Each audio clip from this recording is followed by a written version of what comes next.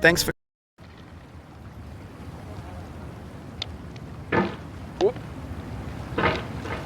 There's no feeling more intense than starting over.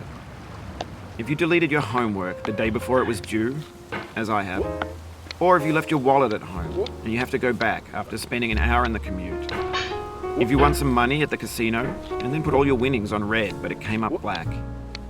If you got your best shirt dry cleaned before a wedding and then immediately dropped food on it. If you won an argument with a friend and then later discovered that they just returned to their original view.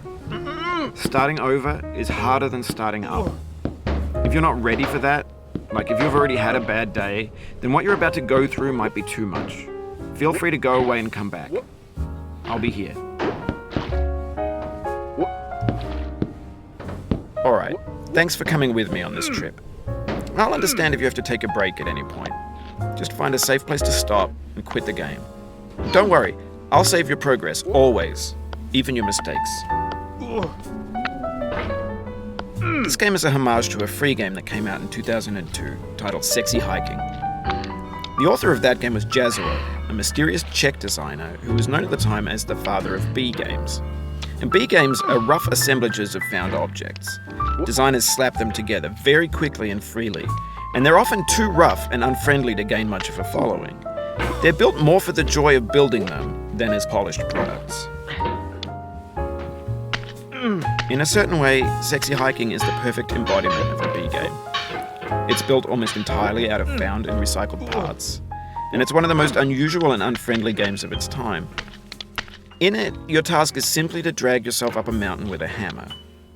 And that act of climbing, in the digital world or in real life, has certain essential properties that give the game its flavor.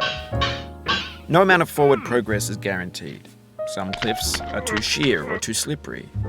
And the player is constantly, unremittingly in danger of falling and losing everything.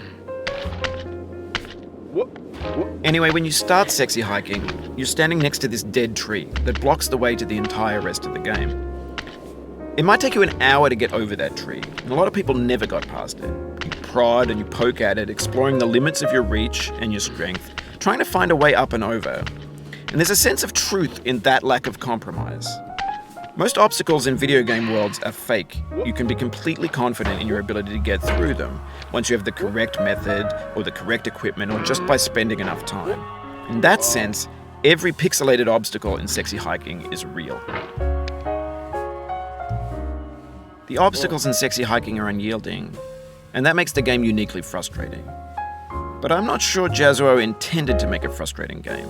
The frustration is just essential to the act of climbing, and it's authentic to the process of building a game about climbing. A funny thing happened to me as